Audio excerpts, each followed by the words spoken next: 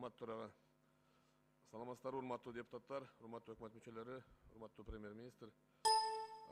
Залда Бишкек шаарынын мэриясынын өкүлчүлүгү барбы, жокпу азыр?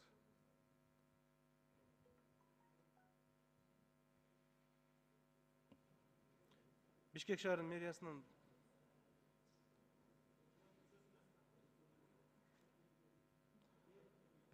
мэриясынын жок экен. Чакырылып атты. Урматтуу Мухаммед Жусукевич, Бишкек шаары отчетко кирбейби, э? Ал эми жергиликтүү бийлик да. Ошон үчүн чакырылган жок бул жер. Өкмөттүн 18-жылкы отчетунда маалыматтары барбы? Жалпы экономикада көрсөткүчтөрү бар, бирок чакырганда ошондой чакырылды да. Жергиликтүү бийликти чакыр десе анда губернаторлорду, областтагы жетекчилерди кошуп чакырсак болот. Анда сиз жооп берип коюңуз. Бишкек шаарына бүгүнкү күндө канча мектеп керек, канча бакча керек, социалдык объекттер өтө зарыл. Бар да, Алтынай Сейитбековна жооп берсинчи, ошол жерде иштеп келген, баарын билет. Макул. Уруксат берсеңиз. Улукбек Зулпукарович, бүгүнкү күнү 97 мектеп бар Бишкек шаарында. 193 балабакча.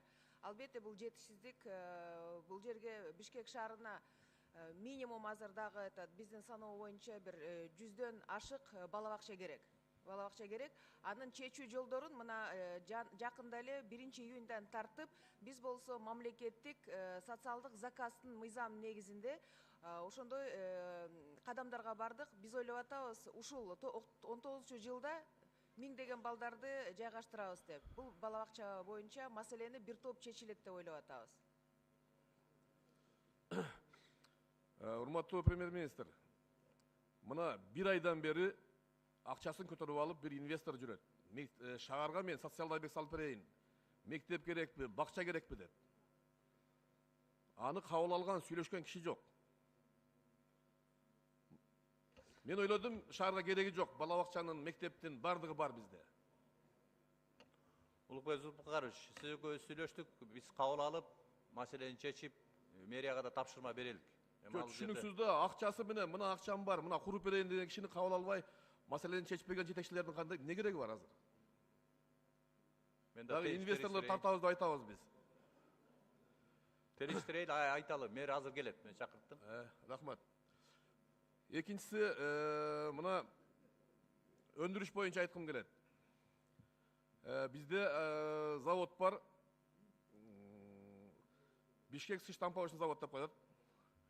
3 жылдан бери убутук менен иштейт. 16-жылы минус 10 миллион, 17-жылы минус 300 миң, 18-жылы минус 28 миллион.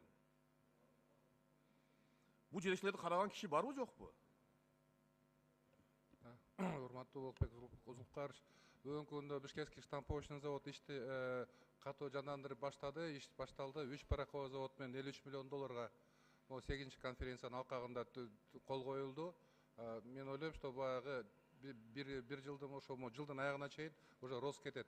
Эмне үчүн кээ бирде убутек болуп атат? Себеби дегенде ичиндеги зданиялар башка мамлекеттик мындай мекемелерге өткөнгө алар налоговый менен баягы счет фактура жазып, ошондон баягы налог жагынан кетип атат, өндүрүш жагынан рост жакшы эле болуп атат аларга. 500 киши иштеп атат. Мына сиз жооп берип атасыз, сиз билбейсиз да ал жак, сизге баш ийбейт алар. Сиз эч кандай таасир бере албайсыз аларга. Жок, Улукбек Зулпукарович, Бишкекский штамповочный завод именно ГКП-ден Булардын кожоюну Фуги. Бизге баш ийет. ГКП-ден алдында бизге баш ийет.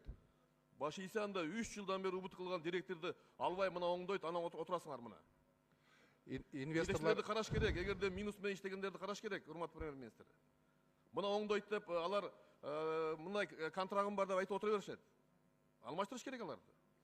Улукбек Зулпукарович, мен кечөөдө айттым, жанагы мамлекеттик ишканаларды, акционердик коомдорду башкарып аткандардыкын азыр ушу май айынын 15-ине чейин баардыгын карайбыз ишин. Себеби дегенде биз көрсөткүчтөрдү кийирдик, 8 көрсөткүчтөн турган. Ошону аткарганын калат, аткарбаганын бошотушубуз керек. Бошотуп, башка эффективдүү бир менеджерди алып келишибиз керек. Мен азыр БШЗны да карайлы, анан сизге жооп берейин. Рахмат. Мен ушул жогорку кеңештин залынан кайрылган элем. Чехия мамлекетинин консулдук службасын ачууга кандай мүмкүнчүлүк бар?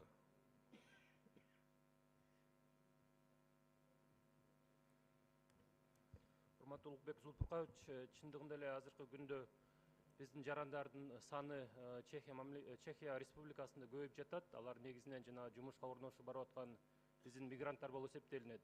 Азыркы мезгилде биздин Германиядагы элчилигибиз ушул Чехиядагы биздин жарандар менен түз мамиледе болуп байланышып турушат.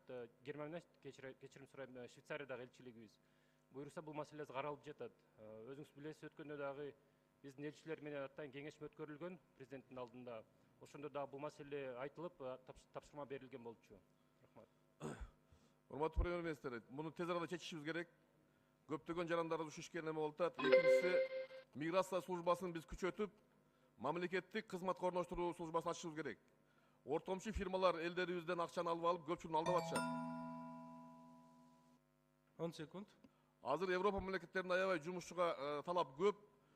Контракт менен укуктары корголгон жактарга биз жиберишибиз керек, мыйзамдуу түрдө. Ушуну колго алсак биз бардыгын. Макул, эске алайын. Улукбек Зулпукович. Рахмат. Рахмат. Өкмөттүн мүчөлөрү суроого жооп берип атканда өзүңүздөрдү тааныштырып койсоңуздар. Кайда иштейсиздер? Кесибиңиздер боюнча.